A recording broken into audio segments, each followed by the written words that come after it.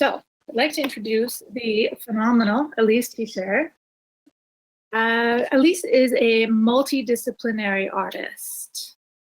She has studied music and philosophy, visual poetry, visual arts, printmaking in Belgium and France, and is now located in Port Hope, Ontario. So we're very fortunate to have her close by.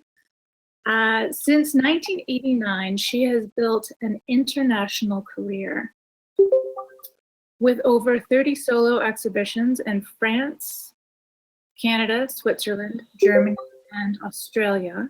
And she's known for her bold colors, layered transparencies, interspersed with script-like line drawings. And Teichert's paintings are often noted for their holographic depth. Her works are held in many corporate, private, and public collections, including the McLaren Art Centre in Canada, Global Affairs Canada, the Musée de Ville de Valence in France, and the Museums Cartier in Lubeck, Denmark. If you're interested in knowing more about Elise's paintings and her philosophy, there is an English-German edition of a monograph by Dagmar Taub titled In Formation on the philosophy and art of Elise Teacher that has recently been published by Hermer Publishers in Munich, Germany. And the link for this is available on the Oeno website. So we just finished setting the new exhibition for Elise yesterday, and it is truly powerful. The gallery is awash with color and dynamic energy, and the paintings all together have the effect of telling a story of interconnectedness and resilience. Elise's new work is in a new medium, a new palette, and introduces a new visual vocabulary that is subtle but insistent. And I'm looking very much forward to learning more about this incredible body of work. So if I could ask everyone again before we proceed with Elise, if you can make sure to mute your mics during her talk and prepare questions for her at the end. I'm sure you'll have many. Well, thank you very much for the beautiful introduction, Jessica. And thank you everyone for your presence here today. It's a great honor to have you here. Today is a beautiful day because it's a virtual vernissage, and I'm very moved, as you can hear in my voice. I'm celebrating the sense of connectivity that we have. I think it's a very, very important word these days because the new plateau is really teaching us how to create human reality within the digital world. And I'd like to refer to that because in my research to the word connectivity, it actually is a word that is often used in the computer language these days, more so than anywhere else. I love the computer language for this to explain my work because it is about input, output, creating my own links. Now, we can apply that to the computer language, but our brains are the most experienced computers, and our brains are attached to our body. So when I talk about my work, I always filter things out. It becomes a physical experience as well as a mind thoughtful experience whereby I create, my talk becomes the medium of my expression as a narrative about my work, which happens in silence. So in general, my work has always happened between the notion of language, music, and really the connectivity that I am experiencing within my own inner worlds in comparison or in extension to the outer worlds. For me, everything is energy, everything is in motion, everything has a melody somewhere, whatever sound. It's all a frequency matter as well. So it's really something, a sense that we can develop when we listen to music. We make gestures, we dance our bodies. And my work is in a way the trace that I leave behind of my own experience. I'm showing you an image here of a group of painting that is part of the body at the Oeno Gallery right now, together with these ones. And one might say, oh, these are two different separate entities. No, in fact, they're not. Because for me, they happen in a very parallel way in the same space. So you might think in my brain, I have 4 languages hopping around, and right now I'm speaking English, but the other ones are always there. So one other time I will speak in French.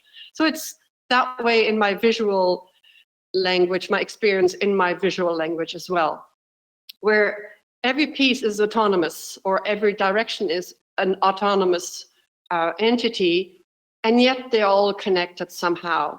So the big place for me is that middle point, that lovely sign in the middle, which is for me a sign of continuity, a continuity, because everything is there in a rhythm. Now I have to draw back to my early beginnings. For those who don't know me, my entire experience as a visual artist found its beginning in the world of music, where I really learned, the first language I learned to read via the signs is a few dots on 5 lines. I always refer to that because it is really the very source of the core of my learning experience, where I learned to read from the page of music to transfer that reading out. So input via the score, output via the instrument, or singing, piano, whatever instrument. My body is the instrument in that case. So my mother was a musician. So in the world of 4 languages that I speak, I mean, this is just my reality. When I'm asked what's my music, what's my mother tongue, I actually say it's music if I can place a joke. So, but it is a truth. So for me, the fact that I learned to visually absorb these signs and then these connectivities, this is something that we learn in music theory, where as a child you learn to read the same notes to have a better understanding of the curves, okay? So there we go. This has become a driving force and of my lifelong work, my oeuvre, as they say, this far. And just a little bit of music lesson, this is what I was affected by. How do you learn how to draw the clé de sol, or the treble clef, or the G's? Well, these are 3 languages that I happen to speak, but it's also an evolution of the sign. Now I'm referring to my semiotic studies. See, I'm always very analytical. It is a reality that I'm studying throughout and have over time. So this is what has shaped my work. So here we go. These are all abstractions, all signs developed, and that is really part of my sharpening tools that I have experienced throughout my life. Here we have an example that I found while cleaning up the home of my parents. These are my early music lesson scores, where I learned to draw. And of course, I don't make compartments of notes and drawing pictures, so I doodle around. So this is where my child mind is multidimensional. And I love that as a reference, because I try to nurture that one as an adult without falling too much into a one-way street. This is part of a work that I did in 1987, in 1984, when I completed my Beaux-Arts studies in Valence in France. And it is really a semiotic study where I chose to read the structure of a text from a different point of view. This is one of the many examples, but it really illustrates how the space in between the words is where the undulation happens. This is where you can dive into your imagination. And this speaks to me because it is a reality. It was an aperture for me. And off I go. So I allowed myself to dive in, remembering that music is always at the core of my practice, whereby everything leads to another. And the whole thing transferred into a visual experience. So here I am in 2020 talking about connectivity, that everything develops because of everything else that developed before. In this moment of, isolation, I've spent a lot of more time on my own instead of traveling like everyone else, but it has been a very special time. So I've looked into deeper into my treasure trove of the souvenirs in French, the undercurrents that come back as I am observing in the aftermath of what has happened this far. And I have to draw back to my very beginnings as an art student when I experimented in printmaking, which is really where I majored in. So I worked on zinc plates, aquatint, and I became very inspired by the textures, a sculptural sort of a bas-relief experience that I obtained via these techniques. And of course, on the right side, we have the reverse print.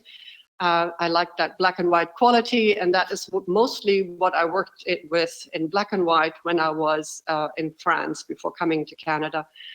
But the texture of the zinc plate to this day has inspired me to transfer this into my work in painting.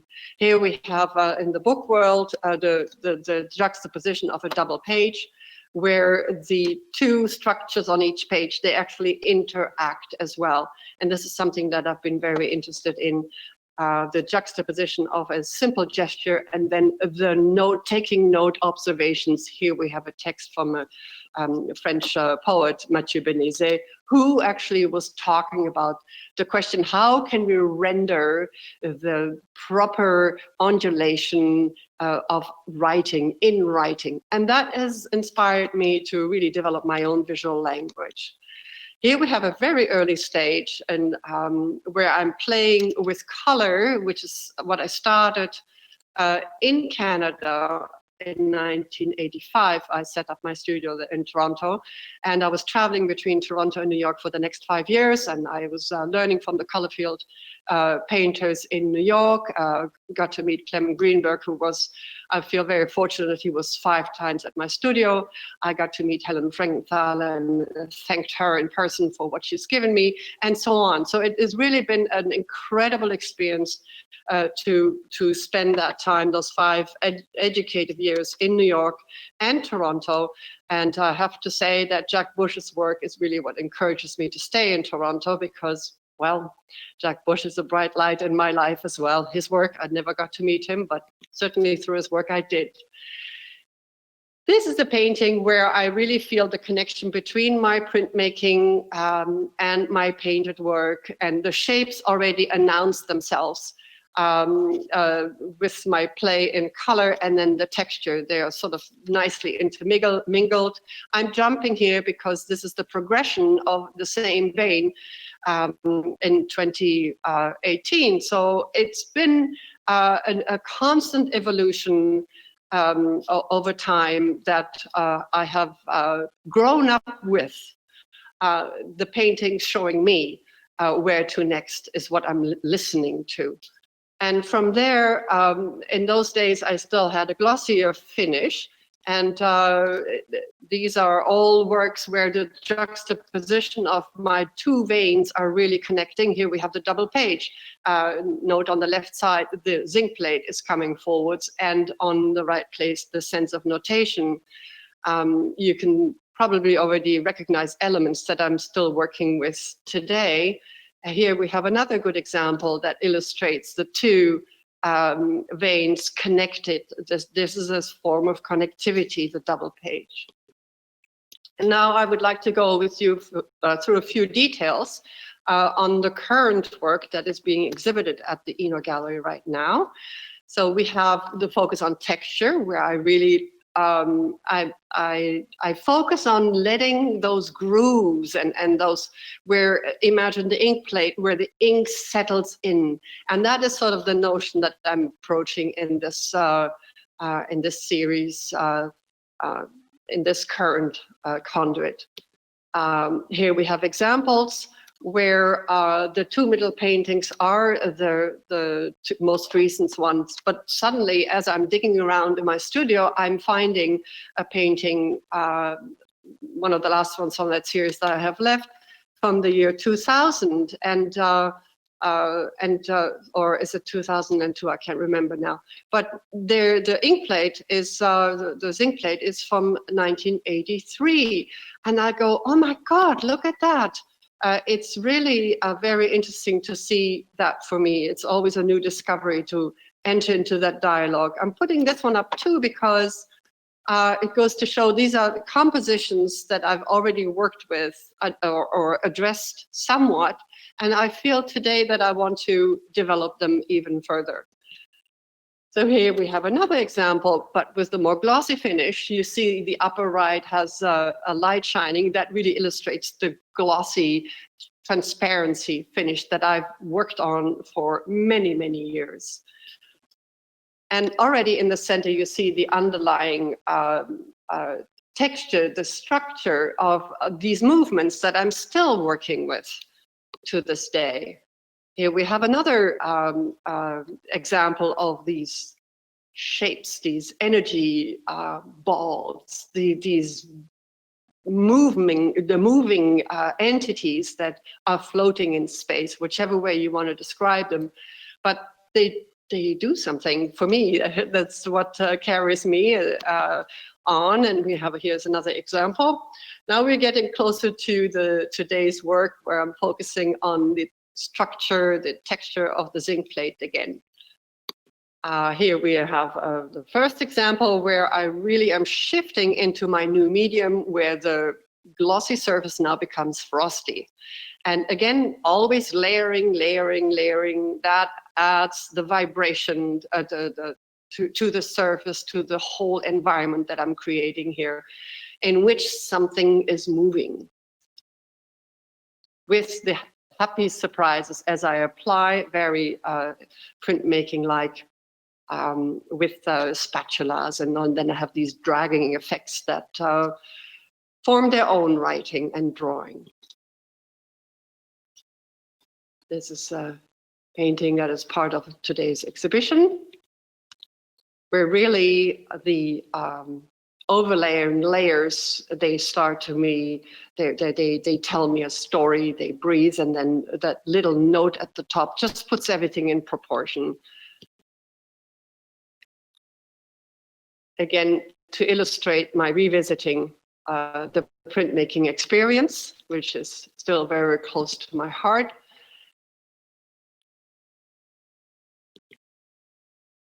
And now I would like to speak about the line informing, or the intonation towards a waveform. So again, this ondulation is that resonates into space. And in the medium of the acrylics, they have come up with some incredible pigments and mediums that allow me to really explore and express this line work. Which I explored here in this text work. Again, I'm putting that in because the space in between, when you read in the context of a text, a beautiful text, and you're starting to communicate with the content, somehow before I go to sleep, I sort of, I'm still in the context of the work. But then suddenly these spaces appear and they make me dream. So this is a daydream form, and it has a resonance. So this would be a connectivity, a link to how suddenly to what I've been exploring in painting. This is a very early one where I really, again, I'm communicating with the color field painters, and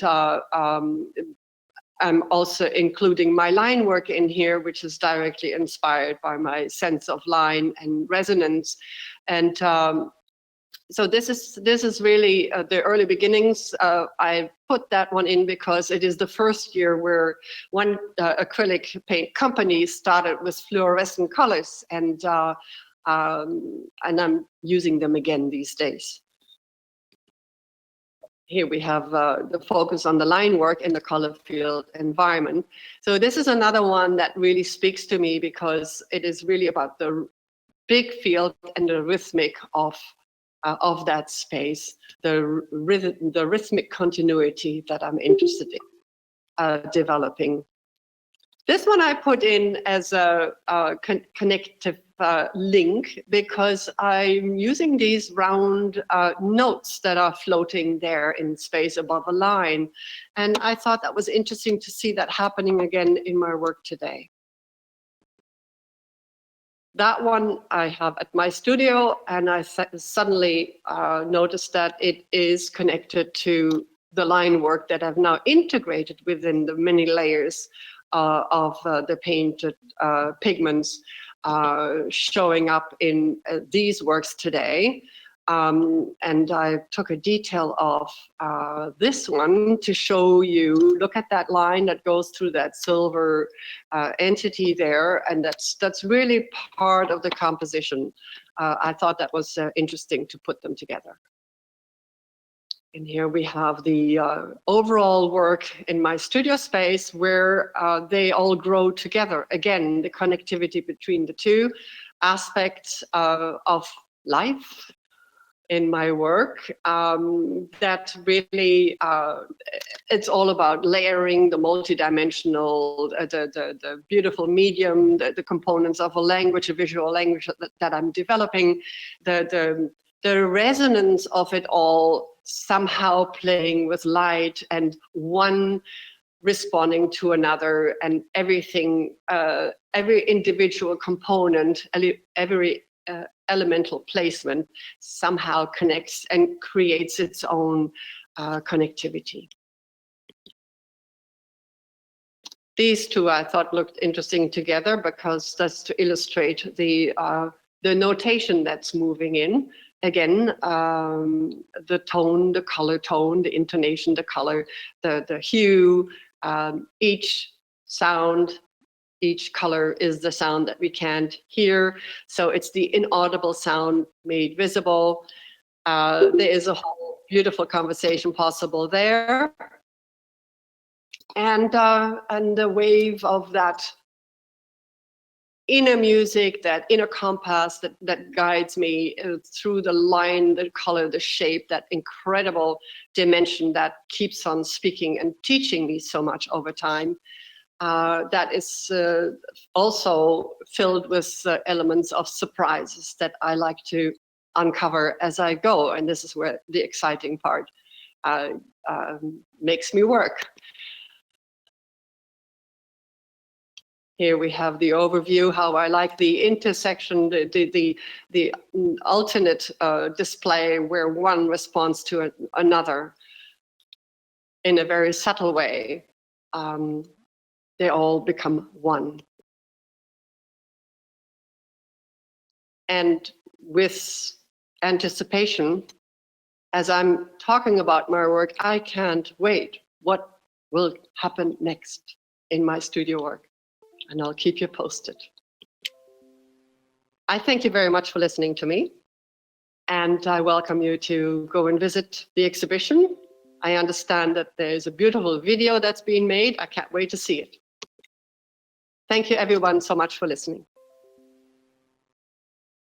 Thank you, Alice. That was a beautiful overview of your work. Thank you so much. If you'd like to open your video screens so that Alice can see your faces to take questions, that would be fantastic. If you don't want to, that's fine as well. I'm interested, Elise.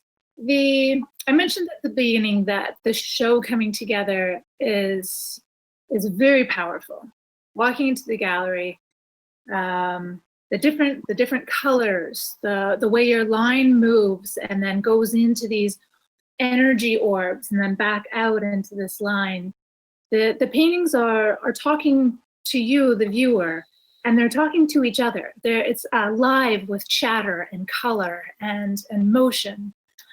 And these paintings are an evolution from your other body of work, and also a return.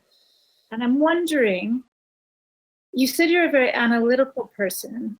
I'm wondering what emotions come up for you when you return to a body of work and draw it into your next one. I like that question very much. Thank you. For me, emotions are experiences, deep-seated experiences, and I have to say it in a very analytical way. They are energy in motion within my body that find a place in the worded realm. So how do I feel? I feel touched in my heart. It is an incredible experience to feel that this is very much a reality. In my research work, I like to research within my own body of work because it offers me a better sense of understanding.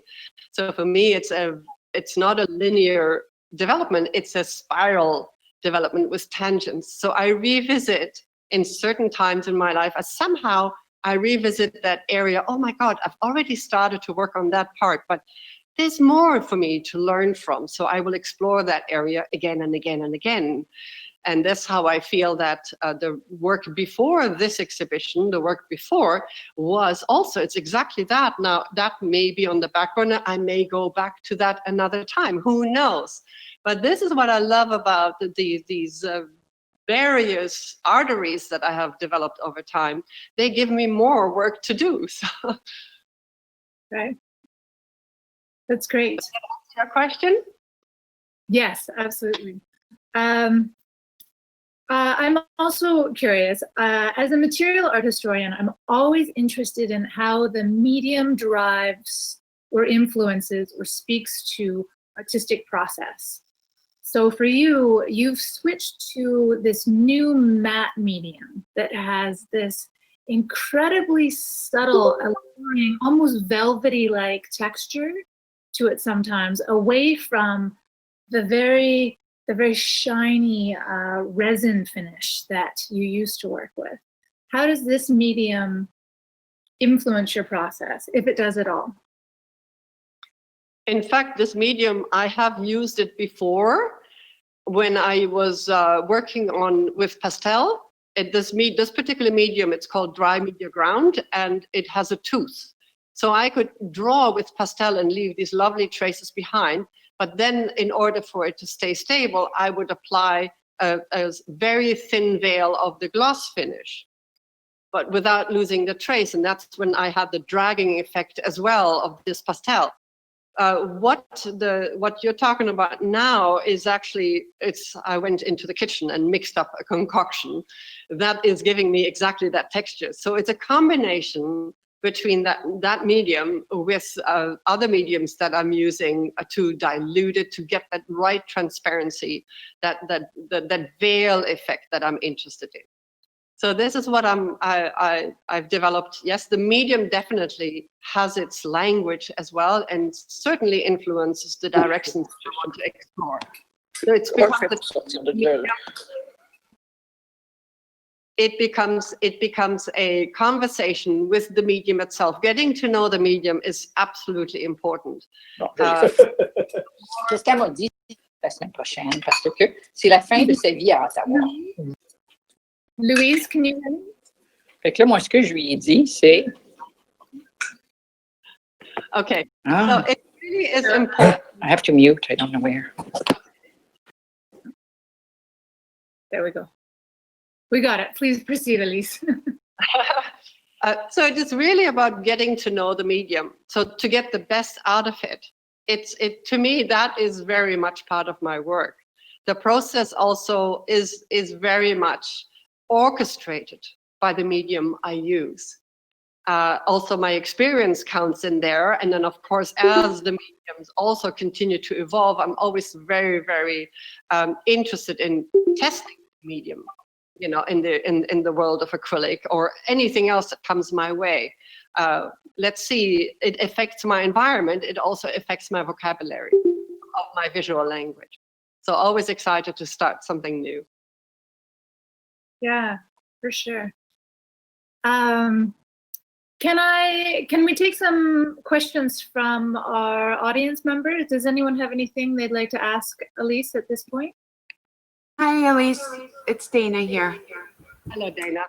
Hi. I've had the honor and pleasure of working with you for many years, and over the years have come to understand your connection with sound and music in your work. And I'm curious in this new work, and you have some examples behind you there that I can see in those waveforms. They're almost like frequencies to me. And I hear music when I see them. And I'm wondering if you can describe what you hear and maybe use an example of the one behind you. Well, thank you, thank you, thank you. I love your question. It is what I hear as well, but it is an inner music. You see, I listen to my inner music that has its own, say, frequency, vibration that makes me move. You know, this is where we're talking inner currents, inner conduits, the unexplainable pace that one experiences when one calms down, right? And then when one, you know, imagine a Qigong dancer, right? There is something, an inner listening going on, and it orchestrates your whole navigation system. And this is where why it's so important to tune in to the body before setting to work. And that's what I do. When I enter my studio space, I leave all other thoughts behind. I go somewhat in a meditative space. And I communicate with my medium, my practice. It's a daily practice. I jump on a rebounder to loosen up my body so that I'm loose enough to become that vessel of the current. So it's really about that. That's what I was able to focus on this time, because, you know, in this time of isolation also, I started to hear that even more so than ever. My shift started really in 2018, 2019. I really felt a current shift. And lo and behold, here we are. And I felt the sense of connectivity, input, output, that fluctuation. This is really what I'm feeling. Not sure that, you know, I can't refer to any particular music, but it is a moment of contemplation. If you see that line of music, that ambient feel, there are many examples out there in the world, but this is what I feel in my own way via the color. Alan McGuire's video is not working, so I'll pose his question for him. We can still hear your voice though, Alan. If you have anything you want to add, I'll read your question, but yeah, please add if you want to add more. He says, what struck me when I first saw your work was your selection of color. They're wonderful. My question is how you developed your color selection, or I'm not sure what, how you developed your, I'm not sure what that word is, Alan. Comfort, thanks. Or your comfort with color. So there is quite a diversity in this body of work of color. Please go ahead, Alice. Well, first of all, I have to rely on my intuition here. I have a love for color. I like warm colors. I like colors that embrace the space, that embrace me. I understand that it embraces many other people too, so I'm glad to be of service. It has always been a joy. Color is of utmost importance. It's, again, resonance frequency. It's a sound, an inaudible sound that I relate to. And it wants to be uplifting. And of course, we have plenty of good teachers throughout the art history. And I look at as far as into the Middle Ages, where the illumination pages, they have bright colors. It's all a matter of celebration. The gold even, and the silvers, and those bright reds, and the Italian Renaissance painters. And then we move on. I'm jumping, but Cézanne, there is Matisse, of course. And then we move on to the color field painters. Jack Bush is a good example too. I mean, the language of color is, for me, wants to be a matter of beauty, uplifting, soul uplifting, and enabling me to enjoy life better. I just want to, So if I could say hello to you, Elise. Sorry. Thank you very much, Alan, for that question, because everyone has their own sense of color, for sure. Susan? Yes, good morning. Hello, Susan. How are you? Hello, how are you? How's everyone? Thank you. I just want to thank you, Elise, and Jessica and Dana and all who have produced this presentation, because as Elise knows, I've known her for many years and seen her work over the years, and it's wonderful to be to see, Elise, how you so passionately share your rhythm and flow, and it's just wonderful to sort of be present with it again, because in isolation we can't actually come and see the work, which is obviously preferable. But having worked with you closely before, it really just brings it back again. And just so very, very thankful that you've done this presentation, and it will be shared broadly, I hope. Thank you. Okay. Thank you, Susan. I would like to add a little something. Susan Farquhar is a very dear person in my life. We worked together for 2 years on the serigraph series, The Text is Still Unwritten. Susan and Robert, they had the Atelier GF in Toronto, a very prominent printing atelier, and very, very experienced printmakers. And it is that collaboration that resulted into this beautiful result, right, Susan? We had an incredible fun. So thank you very much for being here today. Okay. I'm wondering, Elise, the notes, the dots that are in the paintings. Sometimes there's one strategic dot, sometimes there's 3 or 4 or 5. Sometimes they have a shadow behind them, as though they're about to come out of the surface. Can you talk about the different arrangement of the dots and maybe what help us read them? In one short word, each painting is directing me what it wants. So I'm listening closely to the environment, and for me, it is all about enhancing that environment the proper way without clobbering it or destroying it. It takes a lot of time for it to show up, so it's not a matter of forcing things. I do not know where they go. It's the painting that tells me I want this. So sometimes I think it wants to be blue, but then it says no.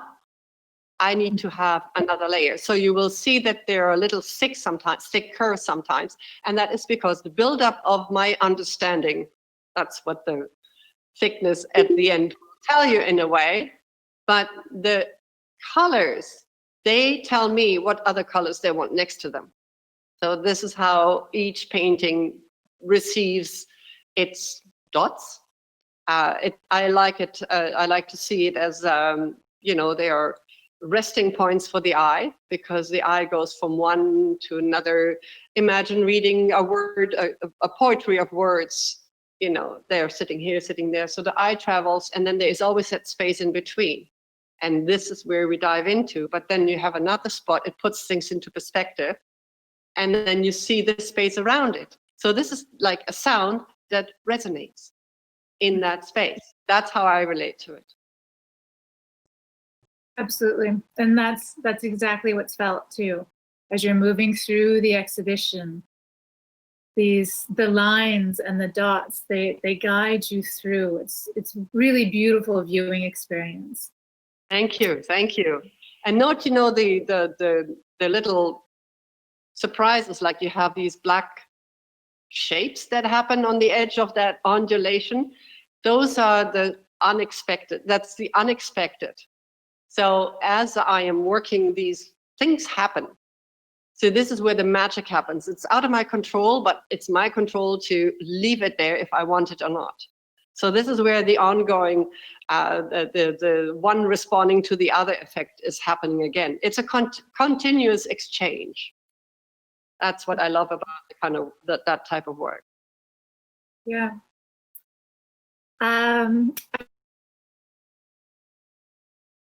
Early, while we still have everyone here, I wanted to make sure that you all know the Oeno Gallery is open by appointment only, and will continue to be. So if you would like to see this viewing, this exhibition, it is a very safe environment. Please give us a call and book your private experience of Elise's new body of work. This is an answer to your question, Olga. Please drop by the Oeno Gallery and you can see all of the new work in person, in your own private viewing experience. Any other questions for Elise?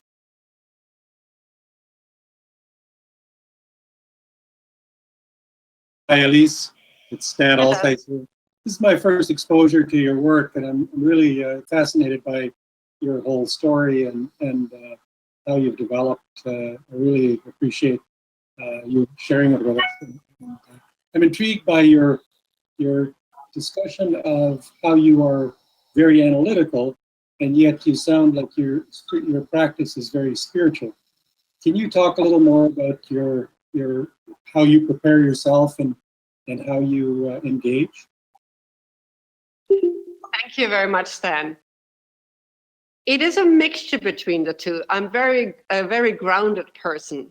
So yes, it may sound analytical because I have also a lot of theory studies behind me. So this is where the study in philosophy, semiotics, the understanding, the mind has to be trained in order to be able to launch into that other world, which is wordless to me, but it's a huge world in which I learn to navigate. And this is where the spiritual aspect comes in. It's larger than me.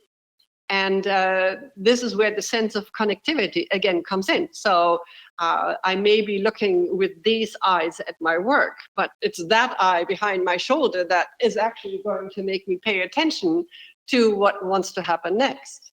Because that painting behind me, maybe it's not that particular painting, but as I'm working, I have a lot of unfinished work in my space. Mm-hmm. And I may be working on that, but suddenly it's that other painting that's calling me. So this is where I find it's a very broad spectrum. It's a mindset that I'm allowing to happen. I'm not a tunnel vision person, but I'm very focused. So this is my analytical, I pay attention. So I'm very intuitive in my approach, but also a very mindful, aware of each step as much as I can, unless I slip on a banana peel, right? So this is where the learning curves come in. But in my practice, it is really a matter of practice. It is an attunement into a space that I have created. So yes, that may be more from the musical term as well, but also I am the instrument here. I don't need an external thing. So it is very much an alignment within myself that matters in that case. I hope that answers your question. A bit of a channeler. Pardon me? I said, it sounds like a bit of a channel. Totally, totally. And if I don't, then I'm blocked. Yeah. Thank you. Yeah, thanks. Thank you so much. Thanks for that, Stan. You mentioned that you work on this practice every day, ritually, and every artist has their own approach to their studio work. Yours sounds like it has a very definite routine. Could you describe a regular work week for Elise Teacher? What does that look like? She gets up in the morning, gets her morning routine going, does the office work to start with to get out of the way, and by 11 o'clock she likes to be at her studio to have free space. And then I slowly settle in, walk around, and just sort of really get into my space. I try not to worry about whatever else life is presenting me with. This is where my sanctum begins, right? This is the only way that I can get ready to really dive into the unknown. So from there, I, one step at a time, one thing leads to another, and it's a matter of observation, inner communication, of course, outer communication as the image wants to progress. And from there, I like to sit back at one point too, grab a drink, of course. I need some water while I drink. Maybe I'll need to loosen up again. So because my bodily positions, I'm leaning forward and this and that, I'll do some stretching. But then again, I go back to work. And then oftentimes I do this until 5 to 6. On average, I'm back home at 6. So this is really when when there is nothing else on my schedule, an appointment or whatever else we need to do in life. This is how I like to structure my week. And I feel very fortunate.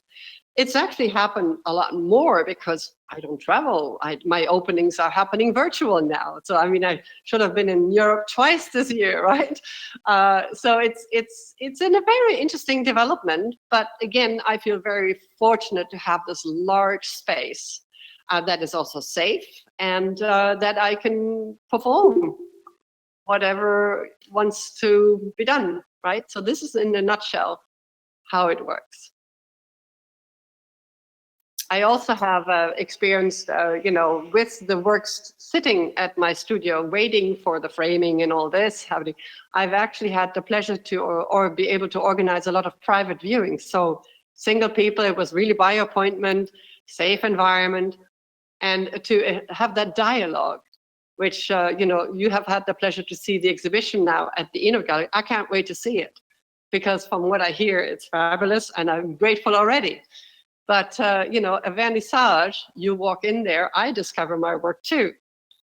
So I look forward to that. Any other questions from anyone for Elise? Stan, do you have another? Yeah. Yeah, do you ever work outside of the two-dimensional frame?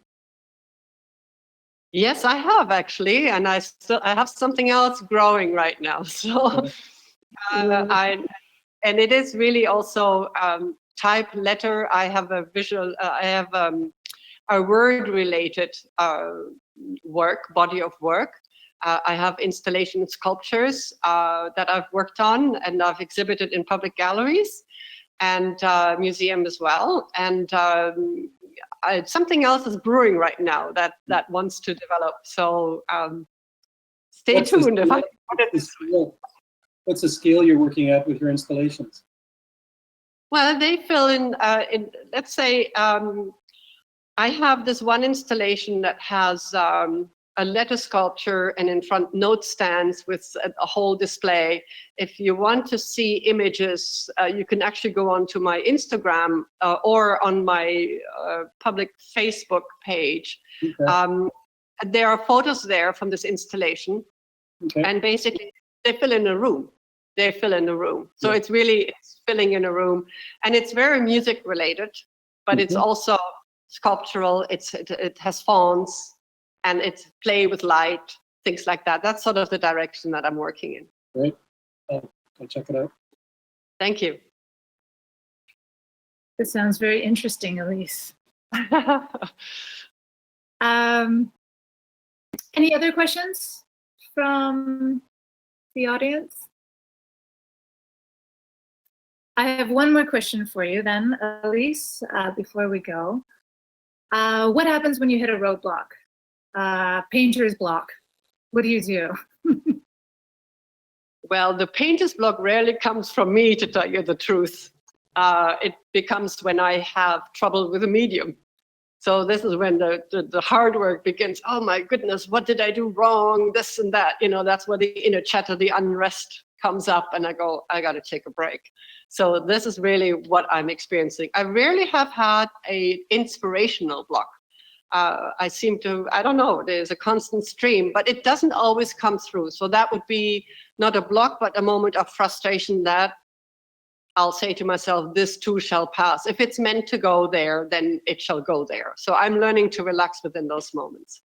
It's not always easy. Believe me, I've had my hard times. Yeah, I bet. Okay. Thank you so much, Elise, for spending this time with us, giving us this inside information on the exhibit. And please everyone, give us a call and come and see it. You must see this work in person. It looks phenomenal in the pictures, and it looks even more phenomenal in person. You'll be blown away, I promise you. So yeah, give us a call and get there as soon as you can. Anything you'd like to add before we go, Elise?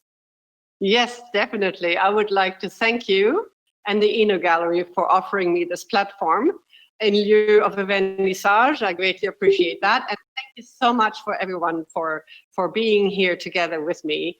I appreciate that sense of connectivity that we were able to experience together.